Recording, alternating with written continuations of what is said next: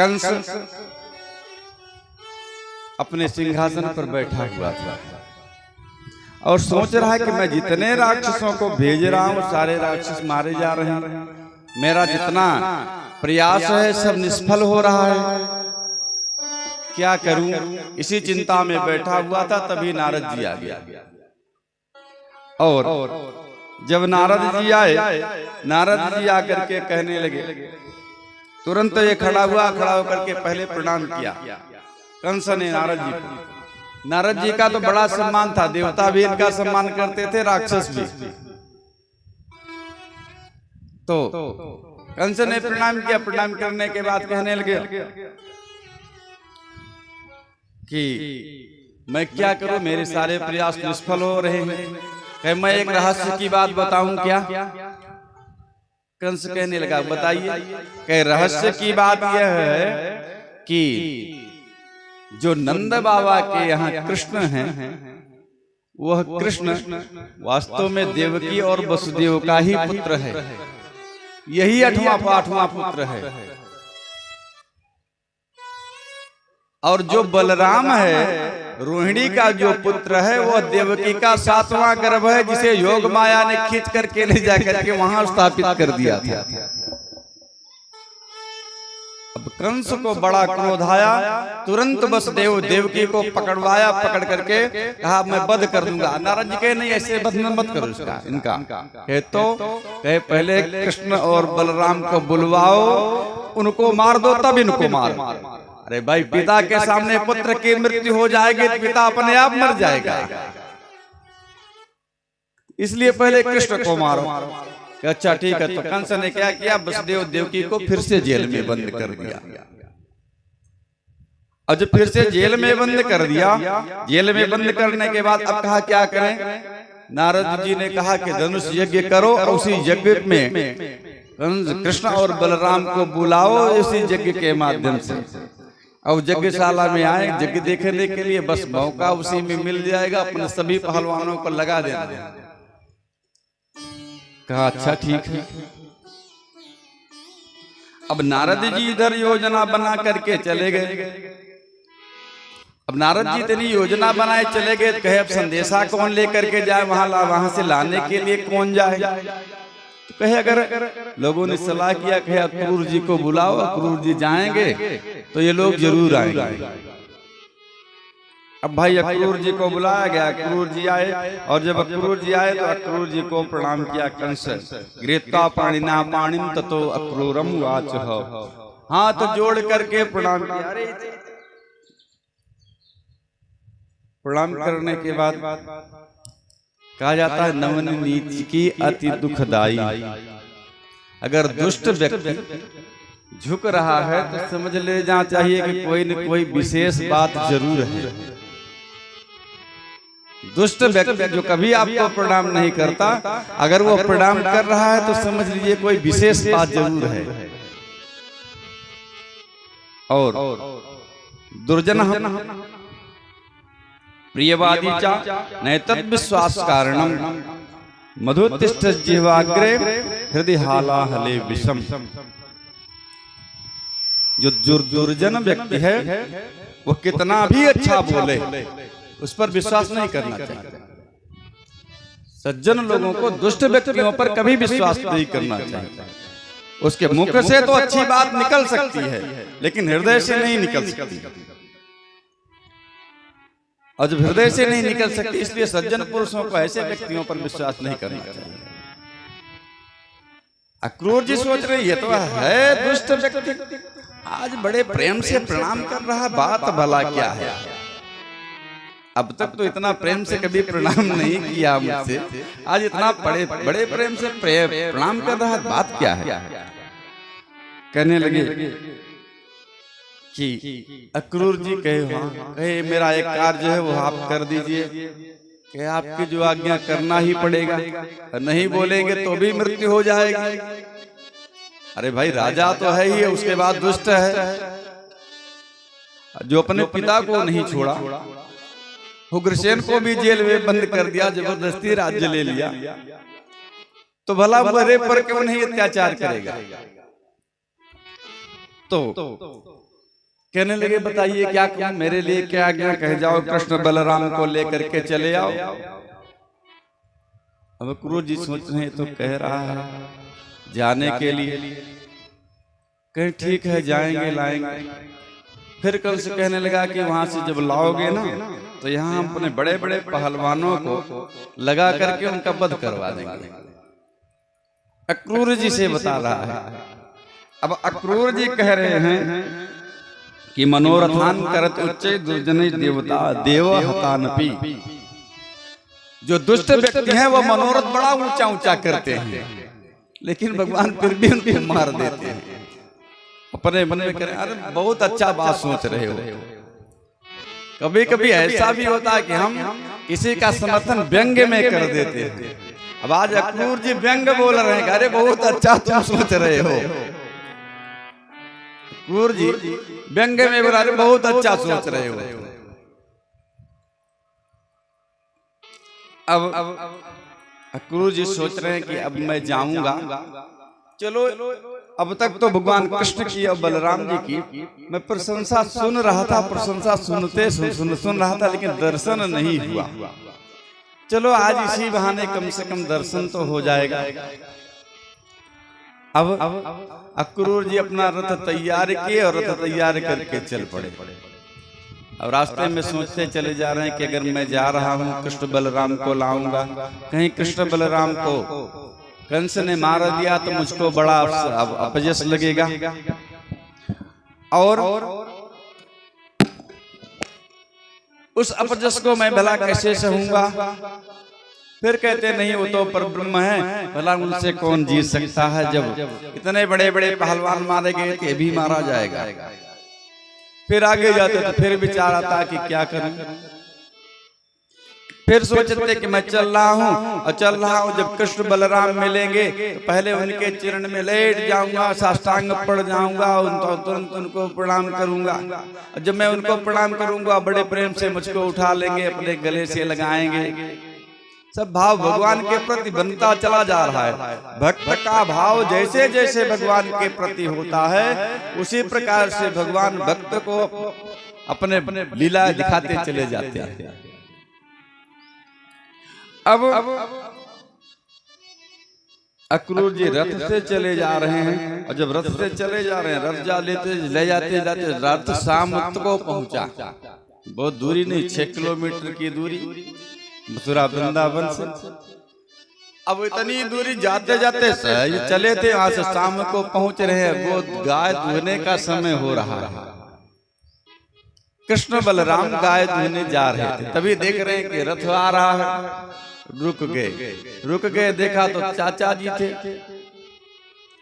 अब जैसे अक्रूर जी देख रहे हैं कि कृष्ण बलराम दिखाई पड़ रहे हैं, तुरंत अपने रथ से कूदे और देख रहे हैं कि भगवान के पैर के चिन्ह भी दिखाई पड़ रहे हैं। उसी धूल में ही लौटने लगे, दौड़ करके फिर गए भगवान कृष्ण के पैर में लेटने को हुए, तब तक भगवान कृष्ण उठा करके अपने गले से लगा लिया। लगा, अरे चाचा जी आप क्या कर रहे हैं, आप कैसे मुझको प्रणाम, मैं तो बच्चा हूं आपका। अक्रूर जी तो इसी भाव से गए ही थे कि भगवान हमको गले लगा ले। बड़े प्रसन्न हुए, ले आ करके आसन पर बैठा करके जल ले आ करके भगवान कृष्ण बलराम नंद बाबा सभी लोग आ गए। इनका पैर धुला, पैर धुलने के बाद फिर मिष्ठान इत्यादि ला करके दिया। हम अतिथियों, हम गृहस्थियों का यही धर्म है कि हमारे दरवाजे पर कोई आवे तो सर्वप्रथम उसको आसन दिया जाए। आसन देने के बाद उसको जलपान कराया जाए, तब समाचार पूछा जाए। कुछ लोग ऐसे भी हैं कि कोई आ गया तो हाँ भैया बतावा कैसे चला हो, अरे वो पता ना है दुख से चला कि सुख से चला। आएगा तुम्हारे यहाँ पहले बैठे पानी बैठा करके उसको जलपान कराइए, फिर समाचार पूछिए।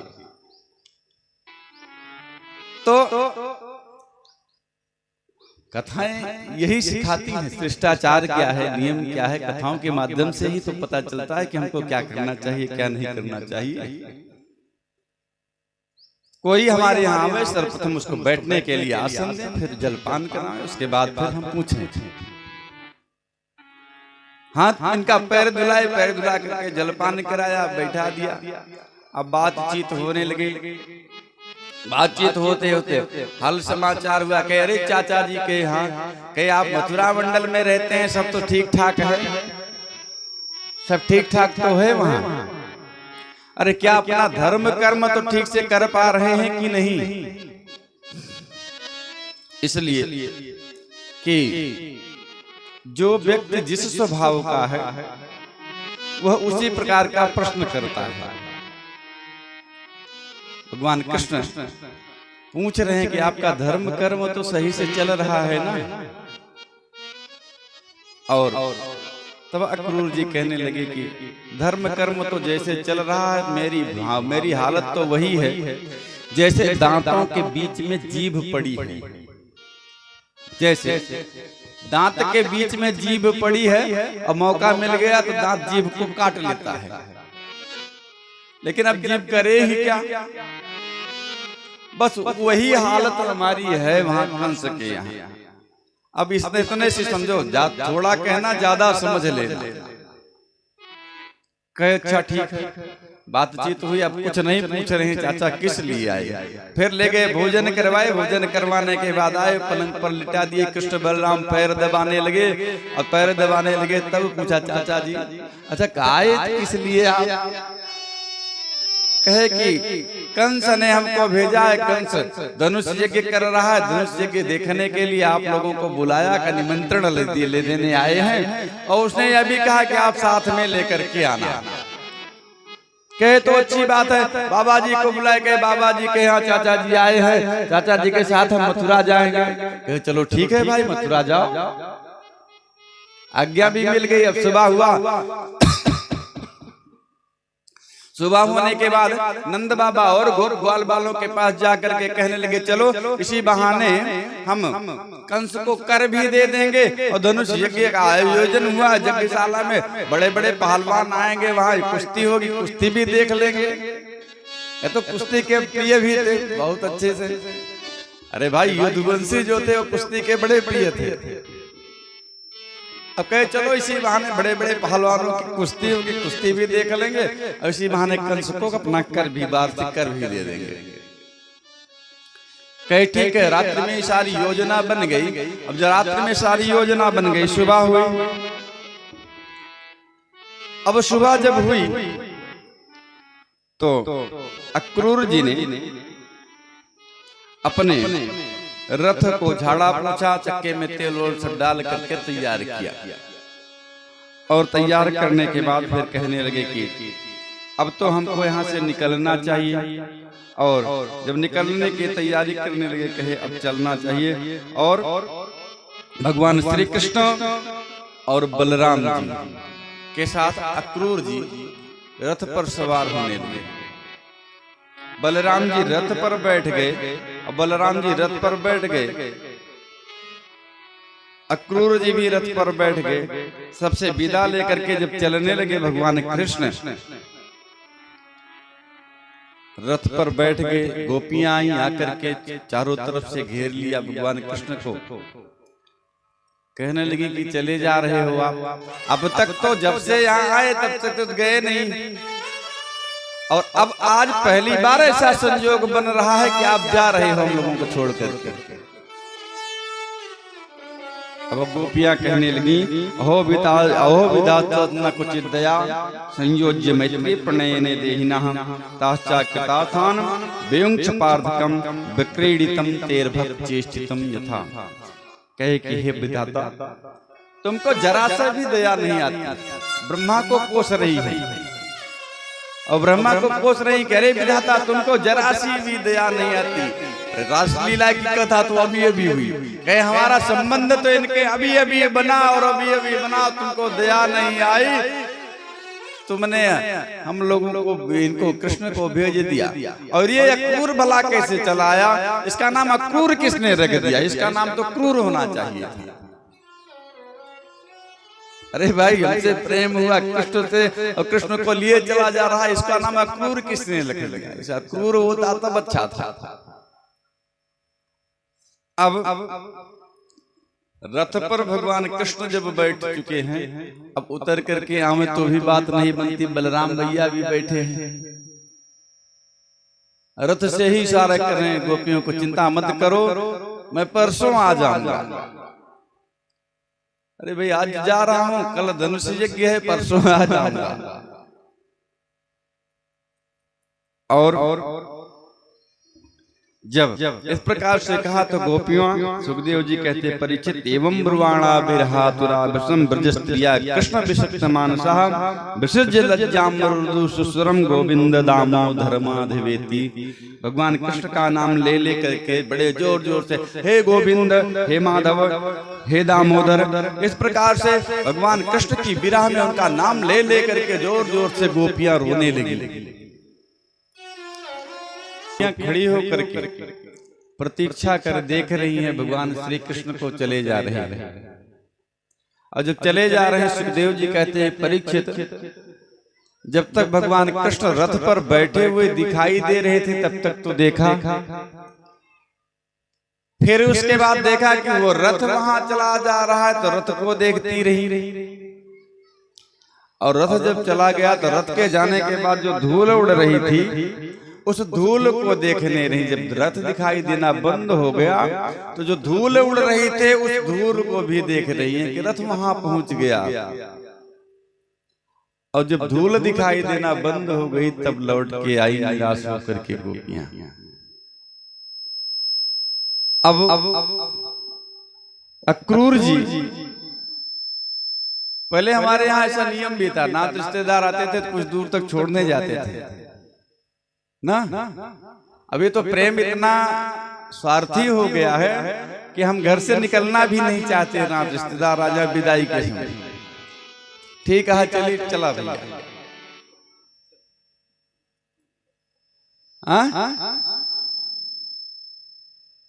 लेकिन जब हमारा कोई हमारी आत्मीयता होती है ना, रिश्तेदार एक दिन आ जाते थे तो 2 दिन एक दिन जबरदस्ती रोक लिया जाता, प्रेम था। जाने लगते तो कुछ दूर तक छोड़ने जाते थे, चलो कम से कम यहाँ तक तो साथ हो जाएगा जाते जाते। लेकिन अब तो प्रेम की बात क्या, अब तो आए कोई मतलब नहीं। अब अक्रूर जी रथ को लेकर के चले जा रहे हैं। अक्रूर जी रथ को लेकर के जब यमुना के किनारे पहुंचे तो जब यमुना के किनारे पहुंचे तो भगवान कृष्ण कहने लगे चाचा, कहे हाँ, कहे यमुना जी आ गई, कहे तो कि आप तो बड़े बूढ़े हो, स्नान भी नहीं किए चले आए ऐसे। अरे सुबह उठे चल दिए, स्नान भी नहीं किया। अरे हम तो बच्चे हैं, हम लोग स्नान नहीं करते तो कोई बात नहीं, कम से कम आपको तो स्नान कर लेना चाहिए था। कहाँ स्नान तो नहीं किया, कहे बस चाचा जी यमुना जी आ गई, स्नान कर लीजिए। अब रथ से उतरे, रथ खड़ा कर दिया, कृष्ण बलराम से कह दिया कि रथ से उतरना नहीं। अब लगभग 8 वर्ष की अवस्था है भगवान कृष्ण की, कहे उतरना नहीं। भाई वैसे भी हम बच्चों, जो छोटा बच्चा था यहीं बैठे रहना, हम आ रहे हैं तुरंत, और जाओगे तो फिर ठीक नहीं है। कृष्ण बलराम से कह दिया यहीं बैठे रहो, मैं नहा करके तुरंत आता हूँ। कहे ठीक है जाइए नहाइए। अब ये लोग रथ पर बैठे हैं। अब आए, आकर के जल में प्रवेश किया तो निमज्ज तस्मिन् सलिले जपन ब्रह्म सनातनम, उस सनातन ब्रह्म का जप करते हुए इन्होंने डुबकी लगाई। और जब डुबकी लगाई तो देख के आ रहे हैं जल के अंदर ही कृष्ण बलराम रथ पर बैठे हुए दिखाई दे रहे हैं। इनको बड़ी उमंग, अरे ये यहाँ कैसे आ गए? तुरंत निकले तो देख रहे हैं कृष्ण बलराम रथ पर ही बैठे।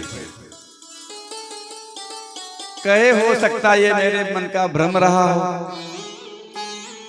एक बार हो सकता मेरे मन का भ्रम रहा हो कि मैंने एक बारे में चिंतन कर रहा था तो ऐसा भाव बन गया हो। फिर दोबारा डुबकी लगाए, और जब दोबारा डुबकी लगाए तो सुखदेव जी कहते हैं परीक्षित, और जब डुबकी लगाए तो देख के आ रहे हैं कि उसी जल के अंदर संपूर्ण ब्रह्मांड दिखाई पड़ रहा है, और संपूर्ण ब्रह्मांड के साथ वह गोलोक धाम भी दिखाई पड़ रहा है, वृंदावन भूमि जमुना जी भी दिखाई पड़ रही है। जमुना जी के किनारे रथ खड़ा हुआ, उस पर कृष्ण बलराम बैठे हुए हैं, स्वयं को जमुना जी में नहाते हुए देख रहे हैं।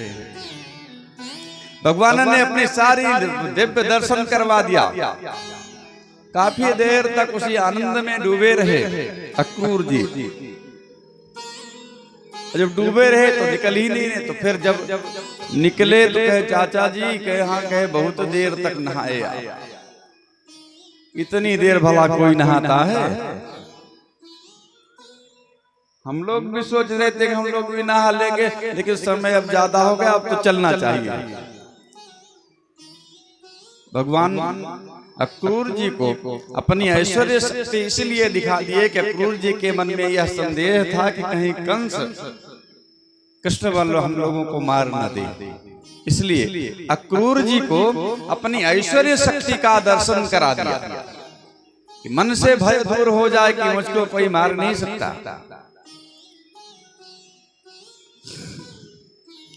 अब रथ पर सवार हो गए, रथ पर सवार होकर के चल पड़े।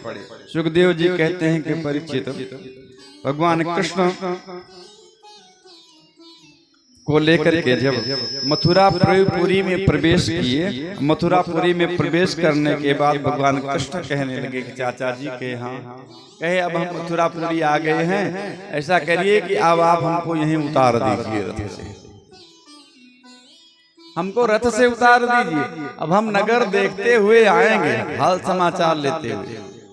अक्रूर जी कहे नहीं, चलो हमारे यहाँ चलो, कहे नहीं अभी नहीं चलेंगे, अब जब मामा जी का कार्य पूरा हो जाएगा तब हम आपके यहाँ आएंगे, यह वचन देते हैं, लेकिन अभी मामा जी के कार्य से आए हैं, तो मामा जी का कार्य पूरा हो जाए तब आए। कहे अच्छा ठीक है, उतार दिए रथ से। तब तक उधर नंद बाबा इत्यादि से ये लोग भी आ गए। जब ये लोग आए तो इनके साथ गोप ग्वाल बाल थे। नंद बाबा जी का बाबा कहे हाँ, कहे आप बूढ़े लोग एक साथ हो जाइए, हम बच्चों को अलग कर देंगे, अलग मंडली रहेगी बच्चों की या बूढ़ों की अलग मंडली। अरे भाई बच्चे दुष्टता करेंगे, बूढ़े बार बार टोकेंगे, तो उससे अच्छा बच्चे अलग हो जाए, बूढ़े अलग रहेंगे। साथ हो गया सबका, और उस दिन के तीसरे प्रहर में भगवान कृष्ण पहुंचे मथुरापुरी में। अब चले जा रहे हैं तो देख क्या रहे, सारे गोप ग्वाल बाल, अब ग्वाल बाल जैसा इनका वेश।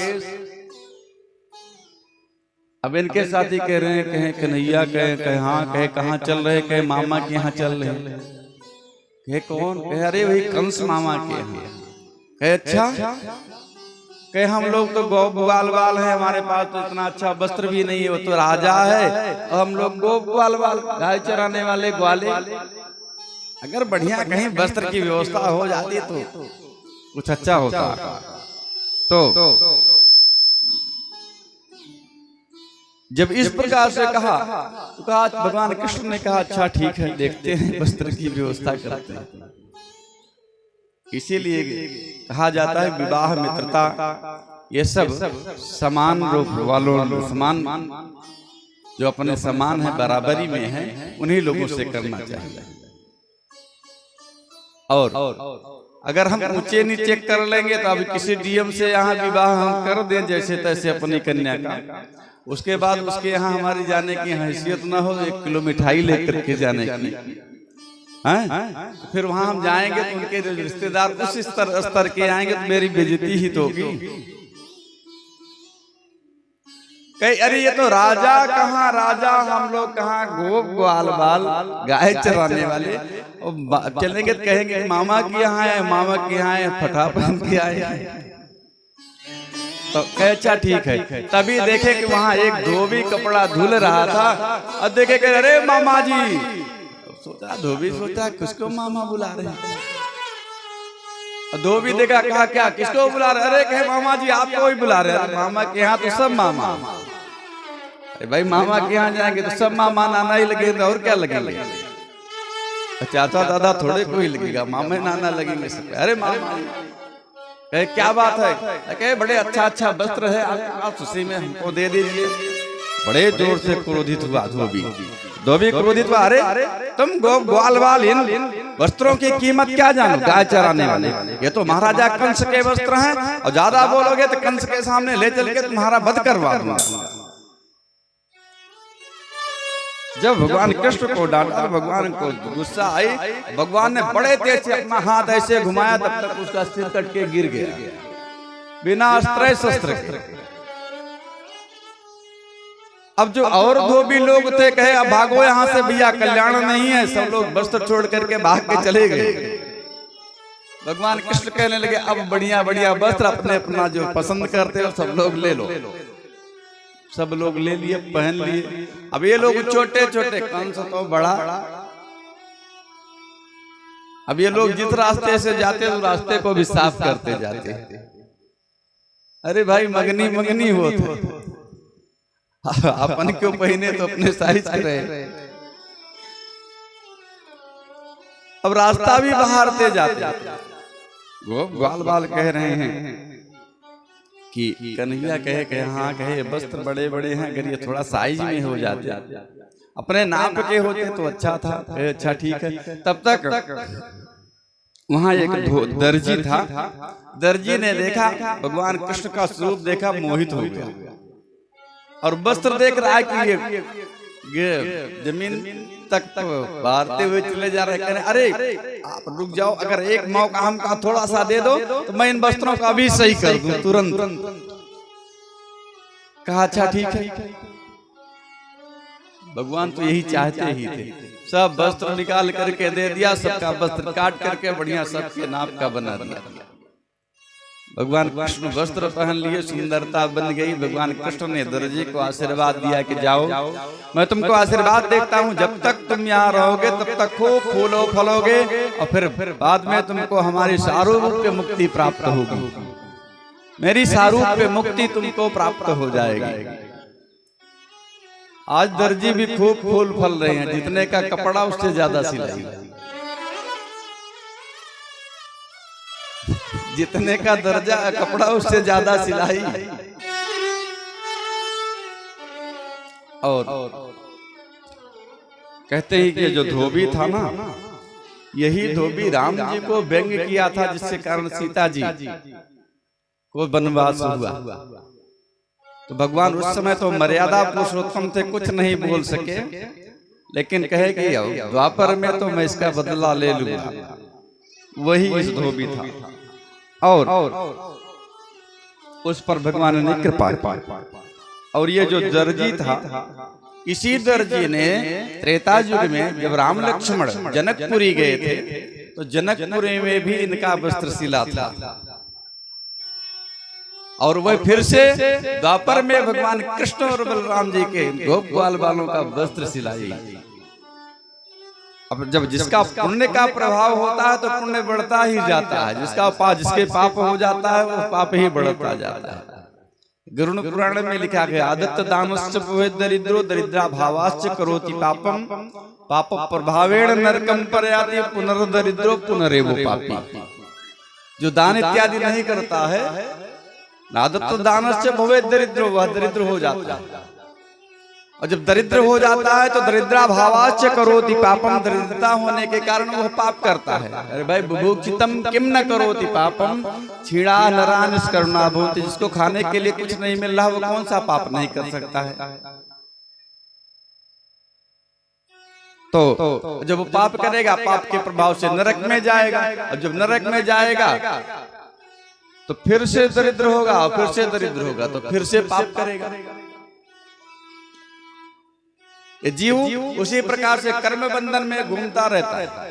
तो जब अवसर मिल जाए तो करना कर्तव्य निभा लेना चाहिए। अब दर्जी को भगवान कृष्ण आशीर्वाद दे करके आगे बढ़े। गोप ग्वाल बाल कहने लगे, कन्हैया कहे हाँ, कहे वस्त्र बढ़िया हो गया, कहे हाँ, कहे अगर एक माला वाला मिल जाती गले में पहन लेते तो चकाचक बात बन जाती। अरे भाई कपड़ा मिल गया, माला वाला मिल जाए तो पहन ले तो बढ़िया मजा आ जाए। कहे अच्छा ठीक है। भगवान कृष्ण सुदामा माली के पास गए। भागवत में 3 सुदामा का वर्णन है, एक सुदामा माली, एक सुदामा गोप और एक सुदामा ब्राह्मण। 3 सुदामा है भागवत। अब उन्हीं सुदामा को श्री दामा भी कहते हैं, जो गोप हैं श्री दामा, उनको सुदामा भी कहते हैं। तो अब सुदामा माली के यहाँ पहुंचे भगवान कृष्ण बलराम और गोप सबको देख करके बड़ा प्रसन्न हुआ। कहा प्रभु आप मेरे घर आ गए, मैं बड़ा भाग्यशाली। तुरंत माला गूंथ के रखा हुआ था ले आकर के पहनाने लगा, प्रभु आप आ गए।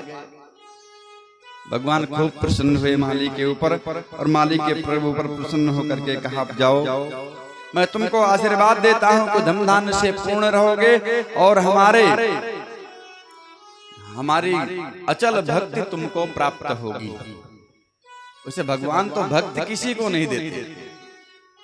पंचम स्कंद में यही बात कहा भगवान ने कि मैं मुक्ति दे देता हूं लेकिन भक्ति नहीं देता हूं। मुक्ति जिसको कर देता हूं तो फिर उसके लिए चिंता करने की जरूरत नहीं पड़ती, लेकिन भक्ति जब देता हूं तो फिर वो जो कहता है वह करना पड़ता है। जब गोपियां भगवान श्री कृष्ण से कहती कन्हैया तू नाच दो, तुमको थोड़ा सा मक्खन खिला देंगे, भगवान कृष्ण नाचने लगे। भक्त पुरुष जब मुझको जो कहता हो वो करना पड़ता। नंद बाबा के 9 लाख गाय, भला दूध मक्खन की कमी थी क्या? अरे थोड़ा सा ठुमका लगाओ, अभी दही मक्खन खिलाएंगे, ठुमका लगा देते। तो भक्ति नहीं देते किसी को, लेकिन आज सुदामा माली पर भगवान प्रसन्न हुए, कह जाओ मैं तुमको अचल भक्ति देता हूं। फिर भगवान कृष्ण और ग्वाल वाल सभी लोग आगे बढ़े चले जा रहे हैं। गोप ग्वाल बाल कहने लगे कन्हैया, कहे हाँ, कहे वस्त्र मिल गया, माला भी मिल गई। अरे एक बार कहीं मस्तक में थोड़ा चंदन वंदन लग जाता, बढ़िया था पकता हुआ तो मजा आ जाता। अब मस्तक अभी सुना सुना लग रहा है, कहे बस चंदन, कहे हाँ, कहे चलो ठीक है। तभी देख क्या रहे हैं कि एक स्त्री है, वो 3 जगह से टेढ़ी है, हाथ में चंदन लिए हुए चली जा रही है। भगवान कृष्ण देखे कह रहे सुंदरी। अब ये सोच रही सुंदरी किसको बुला रहे हैं, सुंदरी किसको बुला रहे हैं। अब ये नहीं सुनी। अरे भाई 3 जगह से टेढ़ी, जो 3 जगह से टेढ़ी उसको सुंदरी कहना तो व्यंग्य ही होगा ना। कहीं वो दूसरे किसी को बुला रहे हैं, तब तक भगवान कृष्ण फिर बुलाए, अरे सुंदरी। अब घूम करके देख किसको बुला रहे, अरे कहे सुंदरी आपको ही बुला रहा। अच्छा ठीक। अब भगवान कृष्ण के स्वरूप को देखी तो देखती ही रह गई। पूछने लगे भगवान तुम कौन हो? तो वो कहने लगी दास्याम्यहं सुंदर कंस सम्मतां विक्रनामा हनुलोक कर्मणि मद्भावितं भोजपति रतिप्रियं बिना युवाम कोन्यतमः मदरहति। प्रभु मैं कंस की दासी हूँ, मैं तो इसे कंस की दासी हूँ, और मैं जो चंदन घिसती हूँ ना, मेरे द्वारा घिसा हुआ चंदन कंस लगाता है। ये जो चंदन लेकर के जा रही हूँ, ये चंदन मैं कंस के लिए ले जा रही हूँ, और उसको बड़ा पसंद है मेरा घिसा हुआ चंदन। और लेकिन मुझको ऐसा लगता है कि आप लोगों के लिए ये चंदन है। वास्तव में इस चंदन के अधिकारी मुझको कंस नहीं लगता। आपका स्वरूप ही देख करके हमको ऐसा लगता है कि चंदन के अधिकारी आप हैं। तो भगवान तो यही चाहते ही थे चंदन लगा लो। अब कुब्जा ने 3 जगह से टेढ़ी होने के, इसका नाम कुब्जा था। अब कुब्जा ने अपने हाथ से ही चंदन लगा दिया भगवान के मस्तक पर। भगवान की सुंदरता बढ़ गई, सभी लोग चंदन लग गया मस्तक पर, सब लोग प्रसन्न।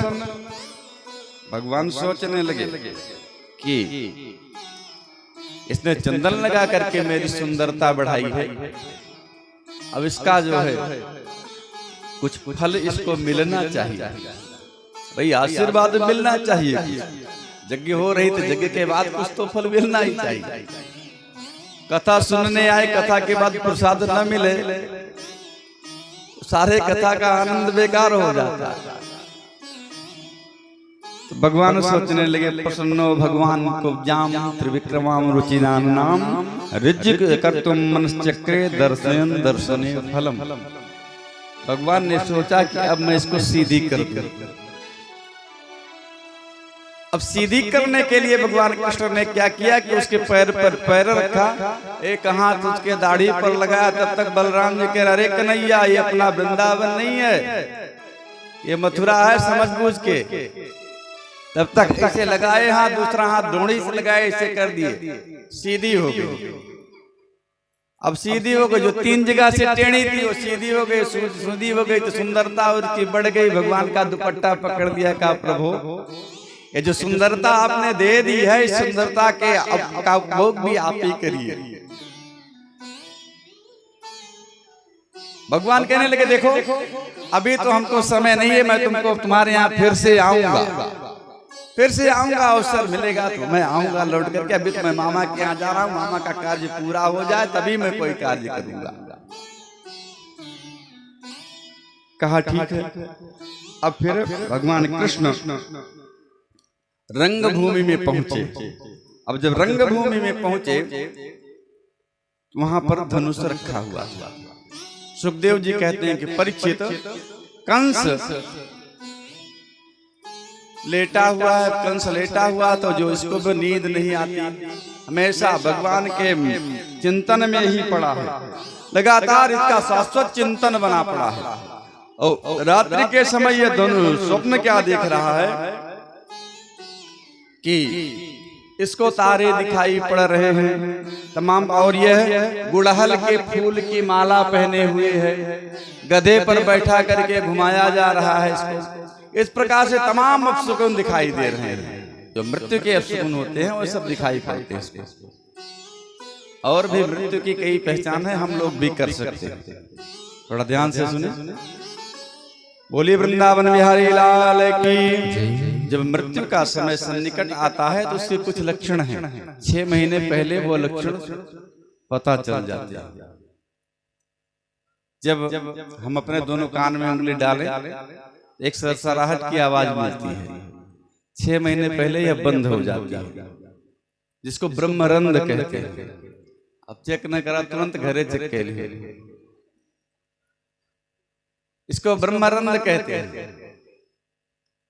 योगी लोग अपना जब ध्यान लगाते हैं तो इसी में मस्त रहते हैं, बाद में इनको इसी में घड़ी घंट और शंख इत्यादि की आवाज मिलने लगती है, उसी आनंद में मस्त रहते हैं ना, उसी ब्रह्मरंध में वो मस्त रहते हैं।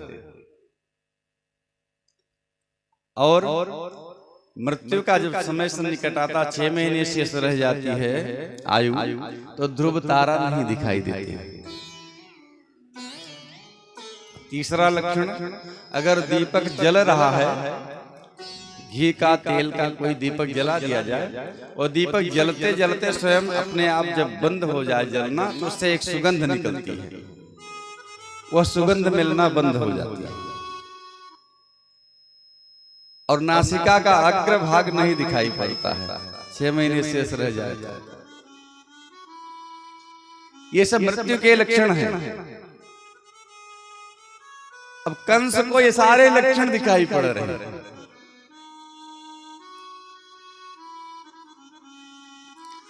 भगवान कृष्ण बलराम रंगभूमि में पहुंचे, जहां पर धनुष रखा हुआ था। खेल खेल में ये धनुष को उठा लिया और धनुष को उठा करके जैसे सोचे प्रत्यंचा चढ़ाए, धनुष टूट गया। अब जब धनुष टूट गया तो वहां पर जो धनुष की रक्षा कर रहे थे बोले अरे इसको मारो, इसको मारो। तब तक बलराम जी के भैया एक टुकड़ा हमको भी, दूसरा टुकड़ा बलराम जी ने को फेंका, दो एक टुकड़ा अपने आप लिए धनुष का, और उसे टूटे हुए धनुष से प्रहार करके सबको मारे पीटे खूब। यह जो धनुष था, इस धनुष के बारे में थोड़ा सा जान लीजिए। ये सब धनुष को भगवान विष्णु ने त्रिपुरासुर की लड़ाई में भगवान शिव को दिया था, और भगवान शिव को जब दिया था तो भगवान शिव ने वही धनुष परशुराम जी को दिया था। परशुराम जी जब महेंद्र पर्वत पर तपस्या कर रहे थे तो कंस वहां गया इसके पास खूब बल था, जा करके महेंद्र पर्वत को हिलाने लगा। और जब हिलाने लगा तो परशुराम जी को बड़ा क्रोध आया। इसको बुलाया, कहा इधर आओ। आया, कहे इस धनुष पर तुम डोरी चढ़ा दो, प्रतंचा चढ़ाओ। अगर आज प्रतंचा नहीं चढ़ा सके तो मैं तुम्हारा वध कर दूंगा। तो इसने खेल खेल में ही उस पर प्रतंचा चढ़ा दिया, डोरी। पहले जो धनुष रखा जाता था, धनुष में हमेशा डोरी नहीं बंधी होती थी। जब युद्ध करना होता था तभी डोरी बांधी जाती थी, नहीं तो वो ढीला हो जाए, फिर काम ही ना करे। इस पर डोरी अगर चढ़ा दोगे तब तो ठीक है, नहीं तो मैं तुम्हारा वध कर दूंगा। इसने चढ़ा दिया। जब इसने चढ़ा दिया तो परशुराम जी ने कहा कि यह धनुष तुम लेकर के जाओ, और जो यह धनुष तोड़ेगा वही तुमको मारेगा। जो यह धनुष तोड़ देगा वही तुमको मारेगा। कहा ठीक है। अब ये धनुष टूट गया, अब तो इसको और डर समाहित हो गई कि अब तो मृत्यु निश्चित ही है। सुखदेव जी कहते हैं कि परीक्षित, इस प्रकार से फिर शाम हो गई। और जब शाम हो गई तो शाम के समय सब लोगों ने विश्राम किया। ये लोग आए नंद बाबा इत्यादि के साथ विश्राम करने के लिए। सुबह हुई तो फिर चले कि अब चलेंगे, चल करके मल्ल युद्ध देखेंगे। बड़े बड़े जो पहलवान हैं, पहलवानों की कुश्ती होगी, और कुश्ती देखेंगे।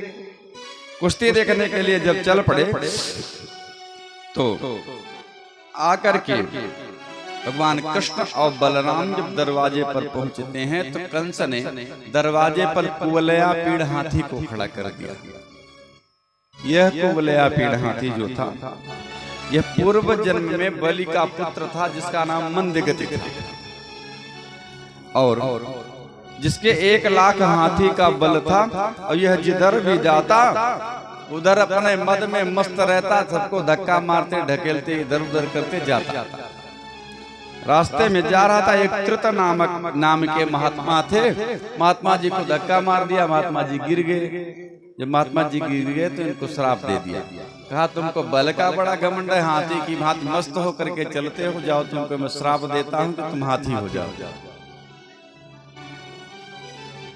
वही कुवलया पीड़ हाथी हुआ। कुवलया पीड़ हाथी को 1000 हाथियों का बल था। पहले यह जरासंध का हाथी था। यह कुवलया पीड़ हाथी जरासंध का था। उसकी भी थोड़ी सी कथा सुन ली थोड़े में।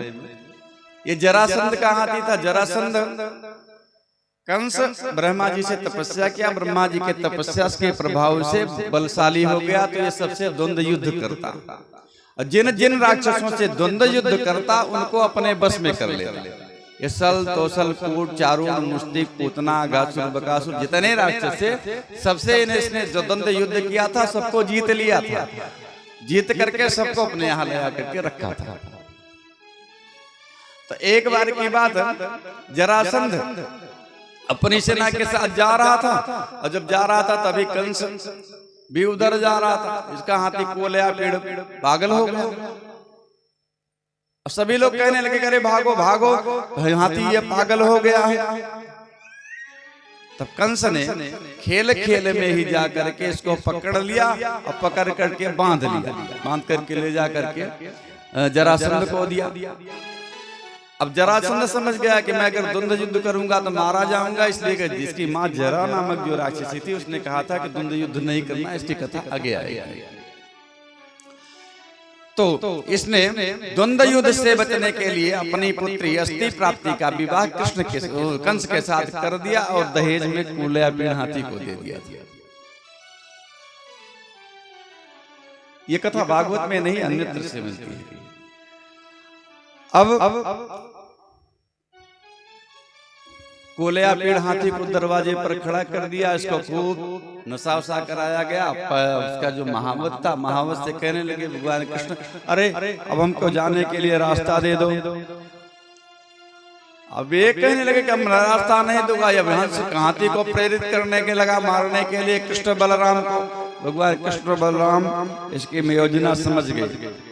जब योजना समझ गए, अब हाथी कुवलया पेड़ इधर से सूंड करता तो भगवान कृष्ण घूम करके दूसरी तरफ चले जाते। फिर दूसरी तरफ सुन करता, तब तक क्या करते कि उसके पैर के नीचे से, पेट के नीचे से निकल करके उस तरफ चले जाते।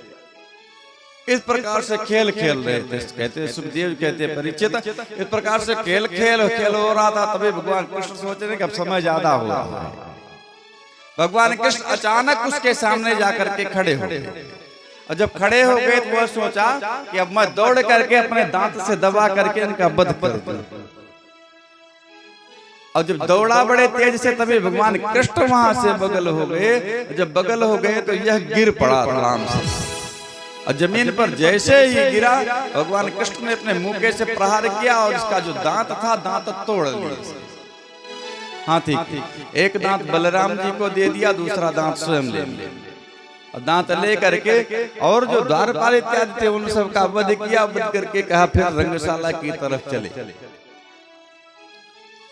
सुखदेव जी कहते हैं कि हे परीक्षित, अब जब ये रंगभूमि में पहुंच रहे हैं, भगवान कृष्ण का स्वरूप देखिए, और वहां पर जितने लोग बैठे हैं, सभी लोग जो जिस भाव से भगवान कृष्ण को देख रहे हैं, वो उसी भाव से भगवान कृष्ण उसको दिखाई पड़ रहे हैं। मल्लानाम स्नेनाम नरवरः स्त्रीणाम स्मरो मूर्तिमान गोपानाम सजनो सताम चितभुजाम शास्ता सुपित्रो शशु मृत्युर्भोजपते विराट विदुषाम तत्त्वं परम योगिनाम विश्रीणाम परदेवेति विदितो रंगम गतः साग्रजः। अपने भैया बलराम जी के पास जब रंगभूमि में पहुंचे भगवान कृष्ण, तो कहे मल्लानाम असनी, जो वहां पर पहलवान बैठे हुए थे ना, उन पहलवानों के को लगा कि कोई बहुत बड़ा पहलवान आ गया। नृणाम नरवरः, जो बहुत राजा लोग बैठे थे, उनको लगा कि कोई बहुत बड़ा राजा आ गया। स्त्री नाम स्मरो मूर्तिमान, वहां स्त्रियां जो बैठी थी उनको लगा साक्षात कामदेव आ गए। गोपा नाम सजनो, जो गोप लोग ग्वाल बाल बैठे थे उनको लगा अरे मेरा कन्हैया आ गया। और असताम चितभुजाम, जो वहां पर राजा बैठे थे, राजाओं को लगा कि मेरा कोई महाराजा आ गया। शास्ता सुपित्रो शिशु, और नंद बाबा को, वसुदेव जी को ऐसा लगा कि मेरा बच्चा आ गया, मेरा पुत्र आ गया। और वहीं कंस को क्या लगा कि साक्षात मृत्यु भोजपते अर्थात कंस को ऐसा लगा कि साक्षात मेरी मृत्यु आ गई। विराट विदुषाम, जो वहां पर विद्वान लोग बैठे हुए थे, उनको लगा कि कोई विराट पुरुष ही साक्षात यहाँ पर आ गया। तत्त्वं परम योगी नाम, जो योगी लोग थे वहां बैठे हुए थे, उन लोगों को पता लगा कि जैसे परम तत्व आ गया, वह परमात्मा ही आ गया।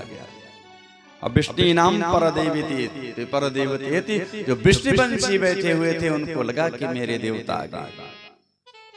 जब भगवान कृष्ण और बलराम जी रंगभूमि में पहुंचते हैं, एक ही श्लोक में 9 रस को भर दिया व्यास जी ने। काव्य में 9 रस होते हैं, भोजन में तो 6 रस होते हैं, और काव्य जगत में 9 रस होते हैं। भोजन में जो 6 रस होते हैं, कटु कसाय तिक्त क्षार अम्ल और लवण, ये 6 रस होते हैं भोजन के, और साहित्य में 9 रस न होते हैं। अब देखिए कि मल्लानाम असनी, पहलवानों को ऐसा लगा इसमें रौद्र रस भर दिया। और नृणाम नरवरः, अद्भुत रस। स्त्रीणाम स्मरो मूर्तिमान, श्रृंगार रस। स्त्रियों को लगा साक्षात कामदेव आ गया, श्रृंगार रस। गोपानाम स्वजनो, सख्य और हास्य रस। अरे भाई मित्रता जिससे होगी, हंसी तो मजाक वही होगी। स्वपित्रो शिशु, वात्सल्य और कारुण्य रस।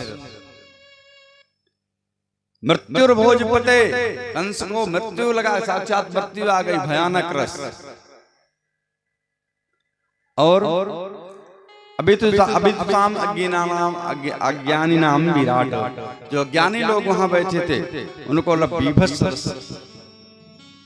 और तत्त्वं परम योगी नाम, जो योगी लोग बैठे थे वहां, शांत रस। योगी तो हमेशा शांत चित्त रहते हैं, शांत रस। अब विष्णु नाम परदेवी, विष्णुओं को लगा कि हमारे परम देवता आ गए, यहाँ भक्ति रस। सब नवरस को एक ही श्लोक में बांध दिया व्यास जी ने। बोले वृंदावन बिहारी लाल की। अब वहां पर जितने लोग बैठे हैं सभी लोग देख रहे हैं कि जो जो जिस भाव से भगवान कृष्ण बलराम जी को देख रहा है वो उसी भाव से देख रहा है, उसी भाव से भगवान कृष्ण बलराम उसको दिखाई पड़ रहे हैं। अब रंगभूमि में पहुंचे तो सल चारूण मुष्टिक, ये 5 पहलवान भगवान कृष्ण से कहने लगे चलो चलो चलो चल करके युद्ध करते हैं, युद्ध करके कुश्ती करके अपने राजा को प्रसन्न करते हैं। अब कन्हैया कहने लगे ऐसे कैसे होगा भाई, कुश्ती तो बराबरी वालों से की जाती है, कुश्ती बराबरी वालों से की जाती है। तुम कहाँ इतने बड़े पहलवान, मैं तो आयु में भी छोटा हूँ, भी 8 वर्ष की अवस्था है, जो मेरे समान आयु वाले हों उनसे लड़ा दो, उनसे लड़ा दो। अब ये करें नहीं, अभी 1000 हाथी का बल था, उसको बोले आप पेड़ में जिसको खेल खेल में मार के आ रहे हो। तो कहते हो कि हम बच्चे हैं, न बालो न किशोर तुम बलश्च बलिनाम मरा, तुम न बच्चे हो न किशोर हो, बहुत बड़े बलवान हो तुम।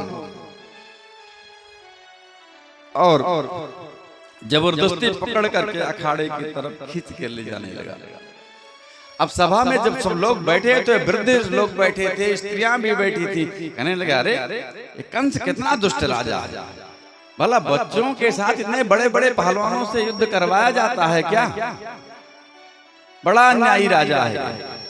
इस प्रकार से लोग कहने लगे। और फिर कहने लगे कि ऐसी सभा में रहना भी नहीं चाहिए, ऐसी सभा में नहीं रहना चाहिए, ऐसी सभा से उठ करके चले जाना चाहिए। न सभाम नयत्र सभा न संत विद्वान वृद्धान ते ये वदन्ति सत्यम धर्मस्य नो यत्र न सत्यमस्ति न सत्यम मिच्छलेनानुविद्धम। वह सभा सभा नहीं है जहाँ वृद्ध नहीं है, जहाँ बूढ़े न हो, वो सभा सभा नहीं है। तो कहे अच्छा ठीक है, बूढ़े हो सभा हो अच्छी बात, लेकिन वृद्धान न ते वदन्ति सत्यम, वह वृद्ध भी अच्छा नहीं है। अरे बूढ़े लोग ही सभी बैठे हो, सब झूठ बोलने वाले हो, तो ऐसे बूढ़े भी बेकार, जो सत्य बोलने वाले हो ऐसे वृद्ध। और सत्य से सनो यत्र न सत्यमस्ति, और धर्म क्या है, धर्म जहाँ सत्य नहीं है वो धर्म नहीं है, जो सत्य है वही धर्म है। इसलिए सत्य की स्थापना हो, लेकिन छल फूलक नहीं होना चाहिए। और ये तो कंस बड़ा दुष्ट राजा, बच्चों से लड़ा रहा है, बड़े बड़े पहलवानों के ऐसी सभा में तो प्रवेश नहीं करना चाहिए, उठ के चले जाना चाहिए। अब सल तो सल चारूढ़ मुष्टिक, बड़े बड़े पहलवान सल तो सल सबसे पहले लड़े, सल भगवान कृष्ण से और तो सल बलराम जी से। कुछ देर लड़े, लड़ने के बाद सल ने भगवान को प्रहार किया तो भगवान को, सुखदेव जी कहते परीक्षित, भगवान को ऐसा लगा कि जैसे किसी ने भगवान को माला पहना दी, सीने में जब प्रहार किया बड़े जोर से तो भगवान को ऐसा लगा जैसे किसी ने माला पहना दी। तो खेल खेल में भगवान कृष्ण बलराम ने सल तो सल का उद्धार कर दिया। फिर चारूढ़ मुष्टिक आया, फिर चारूढ़ मुष्टिक को का भी उद्धार किया, फिर सल आया, सल का भी उद्धार किया। अब इनके जो पहलवान थे, बड़े बड़े पहलवान तो सब चले गए। सुखदेव जी कहते परीक्षित, अब जब सल तो सल चारूढ़ मुष्टिक ये सब मारे गए, चारूढ़ मुष्टिक सल तो सल कूट सब सारे मार गए। मारे जाने के बाद भगवान कृष्ण सोच रहे हैं अब तो मामा का नंबर आ गया, अब तो मामा से मिलना चाहिए। तभी भगवान कृष्ण करते क्या है कि अखाड़े से ही बड़े तेज से कूदते हैं, कंस सिंहासन पर बैठ रहा है, पहुंच जाते हैं एक ही बार में। अब पहुंचते देर नहीं लगती तो भगवान कृष्ण क्या करते हैं कि उसके सिर को पकड़ लेते हैं, पकड़ करके उठा करके फेंक देते हैं अखाड़े में। जैसे अखाड़े में फेंकते हैं तुरंत उसकी मृत्यु हो जाती है। बोले वृंदावन बिहारी लाल की। अब फिर कूद करके फिर से अखाड़े में आते हैं, उसकी चोटी पकड़ लिए, करते कहते क्या है, कहतम संपरेताम विचकर सभूमऊ, उसकी चोटी पकड़ करके खूब घुमा रहे हैं, मरने के बाद भी नहीं छोड़ रहे हैं। ऐसा इसलिए कर रहे हैं कि इसी कंस ने माँ देवकी की चोटी पकड़ लिया था, खड्ग निकाल करके कहा कि मैं तुम्हारा सिर काट लूंगा। भगवान कह रहे तुमने मेरी माँ के साथ मेरी माँ का अपमान किया, उसका मैं बदला पूरा करूंगा। खूब घुमाया अखाड़े। ये जो 5 पहलवान थे, बृहस्पति जी के भाई थे उतथ्य जी की पत्नी ममता, ये उन्हीं के पुत्र थे और उनके पुत्र थे। ये ब्रह्म कर्म से च्युत हो गए तो उतथ्य जी ने उनको श्राप दे दिया कि तुम राक्षस हो जाओ। यही 5 पुत्र उतथ्य जी के चारूढ़, मुष्टिक, सल, तोसल और कूट हुए। और यह कंस जो था, यह कंस पूर्व जन्म में का कालनेमी था। जब समुद्र मंथन के समय भगवान कृष्ण ने, भगवान विष्णु ने इसका वध कर दिया था, तो शुक्राचार्य जी ने अमृत संजीवनी विद्या के प्रभाव से इसको जीवित किया। जीवित करने के बाद इसने फिर से 100 वर्ष तक भगवान विष्णु ब्रह्मा की तपस्या की। जब ब्रह्मा जी आए तो कहे हमको आशीर्वाद दे दो कि विष्णु के द्वारा मेरी मृत्यु न हो। तो भगवान ब्रह्मा जी ने कहा कि ठीक है, कालांतर में ऐसा होगा। तो इसलिए भगवान को अवतार लेना पड़ा।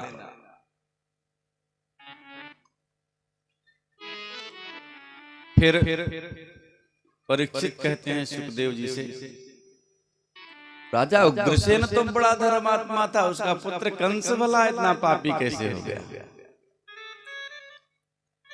कंस इतना पापी भला कैसे हो गया? अरे भाई, माता पिता में अच्छे गुण विद्यमान हो, उसके बाद बच्चा दुष्ट हो जाए